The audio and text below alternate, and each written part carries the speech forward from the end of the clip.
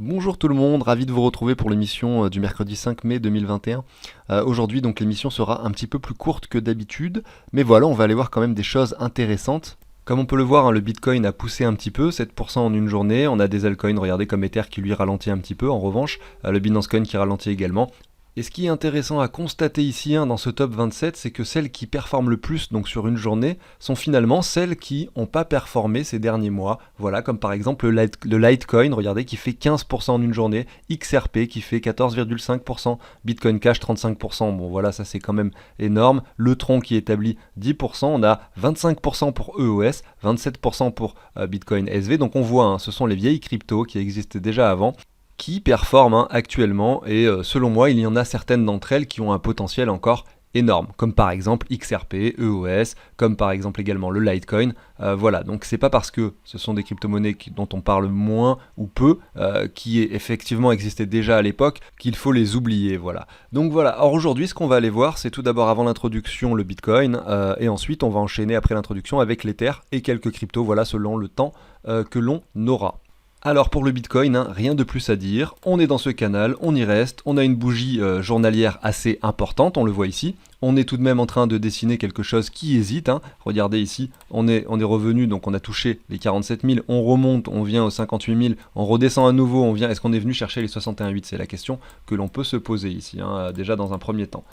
Est-ce que nous sommes revenus sur notre niveau des 61,8? Non, pas encore. Est-ce qu'on va y aller? Pas sûr, regardez, on a quand même une belle reprise ici. On pourrait peut-être aller établir quelque chose d'un peu plus élevé. Donc c'est une affaire à suivre sur le Bitcoin, mais voilà, vous le savez, sur du plus long terme, tant qu'on reste coincé entre ces deux bornes, à savoir ici le niveau approximatif des 66 000, en fonction du timing, ça peut être plus ou moins élevé, et le niveau ici de ce canal, donc, qui se trouve entre les 50 000 voilà, et les 52 000, pareil, en fonction du timing, eh bien, on pourrait estimer que les altcoins pourraient continuer à performer, voilà. Et lorsqu'on viendra casser une de ces bornes à la hausse ou à la baisse, eh bien on pourrait estimer que voilà, le Bitcoin reprenne de la volatilité, reprenne plus de valeur que les altcoins pendant une petite période ou une période donnée, voilà. Donc c'est une affaire à suivre. Si on jette un œil un petit peu aux indicateurs long terme du Bitcoin pour voir un petit peu sur quelle partie de ce bull run nous nous situons, et ben on est ici sur la chaîne donc Crypto Shocky, vous avez le lien dans la description, il poste tout simplement une vidéo d'une minute par jour où voilà, chaque 10 secondes il y a un autre indicateur qui s'affiche, et regardez ici par exemple sur celui-ci, on voit que nous sommes quasiment sur cette ligne rouge qui représente finalement la MA 2 ans finalement, qui est multipliée par 5 à cet endroit là pour avoir deux bornes qui sont plus ou moins respectées à chaque fois. À chaque fois que nous sommes en dessous, nous sommes sur des bonnes périodes pour acheter du Bitcoin, et quand nous sommes au-dessus, nous sommes sur des bonnes périodes pour vendre du Bitcoin. Et donc, la plupart des crypto-monnaies également, puisque vous le savez, les cycles vont généralement ensemble, c'est comme une rivière qui coule, quand le Bitcoin descend, la plupart des crypto-monnaies vont descendre, et inversement, tout simplement. Alors ici, regardez, nous ne sommes pas encore revenus au-dessus de cette ligne rouge, nous sommes encore en dessous, nous pourrions très bien continuer à pousser, nous sommes sur les 57-58 000, et voilà, regardez ici, nous avons le niveau des 100 000 qui se situe un petit peu plus haut, voilà, donc il faut voir un petit peu avec le temps ce qui se passera, et si jamais le marché décide d'aller plus haut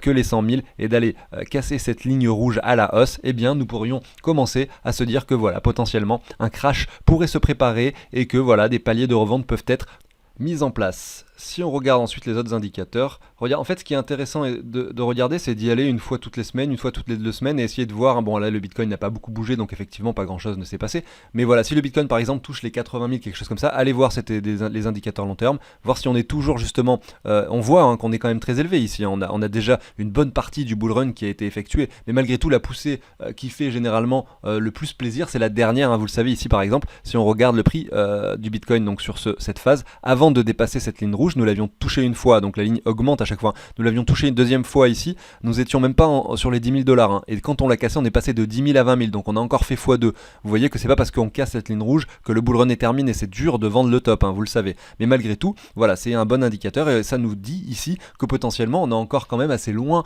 de la fin de ce bull run, même si ça peut intervenir dans les mois qui viennent bien sûr, et ça sera une affaire à suivre, suivant ces indicateurs au cours du temps. Alors vous voyez sur chaque indicateur, il y a le calcul qui est indiqué ici. Après, je sais que des fois, CryptoShocky explique en détail un petit peu le fonctionnement. Alors il parle en anglais à chaque fois, mais voilà. Et donc vous en avez plusieurs. On va aller en voir un autre, par exemple.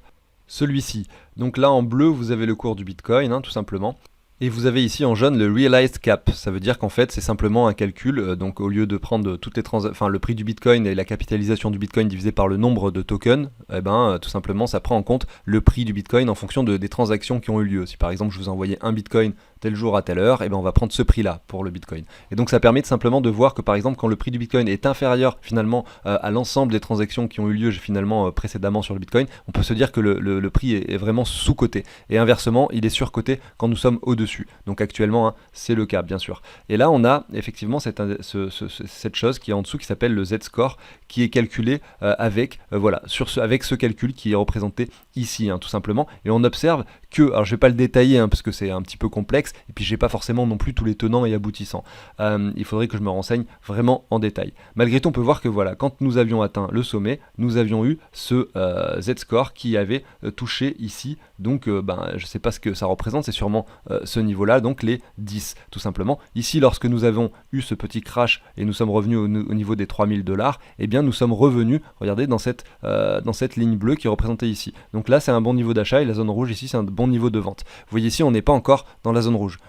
Nous avons touché cette zone bleue lors du crash Covid de 2020. Nous l'avions touché également pendant la phase de bear market en 2019. Et puis là, regardez, nous sommes quasiment revenus sur la moitié du chemin.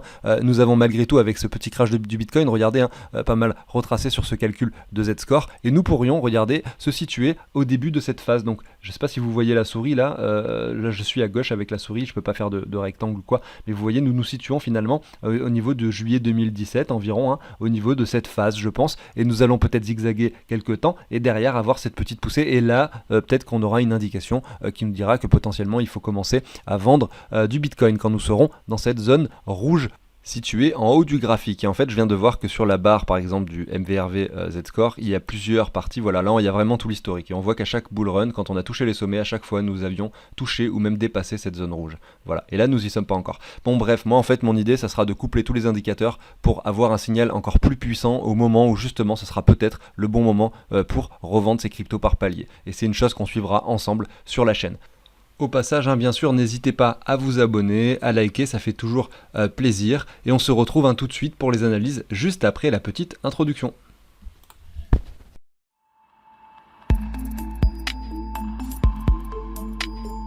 Alors, je vous parle très rapidement du tableau que je vous partage sous l'échange d'une donation, mais aujourd'hui, voilà, c'est simplement pour vous dire que c'est un tableau que je vous partage qui permet de calculer ses plus-values, de récupérer les prix des cryptos en temps réel, et vous allez pouvoir entrer toutes vos cryptos, ce que vous possédez de chaque, et vous allez avoir des données comme vos gains, etc., et plein de données super intéressantes. Vous avez dans la description un lien d'une autre vidéo YouTube avec le timing exact, justement, où je parle beaucoup plus en détail du tableau.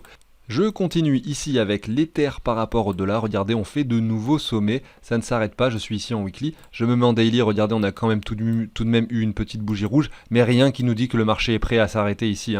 Si on se met le RSI, vous le savez, je l'avais déjà fait avec vous. Donc en daily, je ne sais pas ce que ça donne. Mais en weekly, à chaque fois, on fait des nouveaux sommets. En daily, on voit tout de même que le RSI ralentit. Mais regardez ça en weekly. On est à chaque fois sur quelque chose qui fait un nouveau sommet. Donc on n'a rien encore qui nous dit qu'on a touché un top et que le marché est prêt à ralentir. Vous le savez, la target que moi j'ai identifiée, c'est les 3800. Donc je ne serais pas étonné que le marché pousse jusqu'à ce niveau des 3800 avant d'effectivement avoir un petit retracement. Les 3800 représentent les 261,8 de Fibo si on reprend tout simplement le Fibo de prolongation comme ceci. Regardez tout simplement en prenant ce bottom ici, ce niveau haut ici et le bottom ici. Regardez les 261,8 au 3900 ici. Donc j'avais dit 3800 simplement parce que je ne l'ai pas forcément hyper bien positionné. C'est simplement pour vous montrer ça. Alors qu'est-ce qu'il y a comme crypto qui performe en ce moment? On a le Ripple qui lui est en train de prendre de la valeur ici par rapport au dollar depuis quelques semaines. On est à 1,56$ déjà alors qu'il n'y a pas si longtemps nous étions sur les 16 centimes. Ici regardez, lors de ce crash nous avions touché les 17 centimes. Donc voilà, c'est une vieille crypto qui a un potentiel selon moi encore énorme. L'ancien ATH n'est plus très loin et on pourrait selon moi aller faire encore un x10, x15 sans trop de soucis. Je dis pas qu'il faut en acheter là actuellement parce qu'on ne sait pas, on arrive quand même sur la résistance haute, donc c'est peut-être pas le meilleur prix et c'est peut-être pas le plus intéressant. Malgré tout, sur du plus long terme et on va dire avant la fin de ce bull run, je suis assez persuadé qu'il y a encore du potentiel, hein. Contrairement à d'autres cryptos qui ont déjà performé, vous le savez, comme par exemple le DOT qui pourrait très bien continuer à pousser bien sûr, mais qui a déjà relativement performé. Et on voit ici que sur le DOT, on a quand même un joli V-bottom ici. Je suis par rapport au Bitcoin, hein, mais voilà, on peut regarder par rapport au dollar et vous verrez qu'on est quand même sur des sommets. Et donc cette crypto, effectivement, je ne serais pas étonné qu'on retrace un petit peu plus profondément. Vous le voyez, on a du mal à faire de nouveaux sommets ici, hein. On a du mal et ça se voit et ça se constate également sur le RSI à cet endroit-là. Donc regardez, le RSI est baissier avec effectivement un DOT qui fait un nouveau sommet. Donc on a un RSI qui ralentit, on vient confirmer un M. Selon moi, je dis pas que ça va arriver, et clairement on sait jamais ce qui va se passer, mais selon moi c'est pas très prudent d'acheter sur les prix actuels. Je serais pas étonné qu'on revienne tester des niveaux plus bas, d'où mon alerte que j'ai positionnée à cet endroit là. On peut essayer de jouer avec les vagues si vous avez acheté ici, vous pouvez revendre la totalité ici pour essayer de racheter la totalité ici, mais c'est pareil, moi j'aime pas faire ça parce que j'aime bien effectuer des choses par palier, par exemple acheter une certaine somme ici, en par palier, en acheter 2 fois, 3 fois en fonction des confirmations, revendre par exemple 1 dixième, 2 dixièmes, peut-être 3 dixièmes de ce que vous aviez acheté, simplement pour récupérer votre mise de départ, ou même vous prendre des profits pour peut-être investir dans autre chose et garder le reste au cas où ça continue à monter. Et pas grave si ça redescend ici. C'est comme ça que j'agis en tout cas sur les marchés. Voilà ici pour donc le DOT de Polkadot. On va aller voir d'autres crypto-monnaies, par exemple ici OKB. Je fais quelque chose d'assez rapide aujourd'hui, comme je vous dis, je n'ai pas beaucoup de temps. OKB c'est une plateforme, donc c'est OKEx, c'est une plateforme d'échange, et ça c'est le token qui est associé. C'est associé à cette plateforme. Et on peut voir que là on est revenu donc sur un niveau assez élevé. On revient tester cette ancienne résistance qu'on peut se matérialiser comme ceci. Donc est-ce que là c'est le moment d'acheter?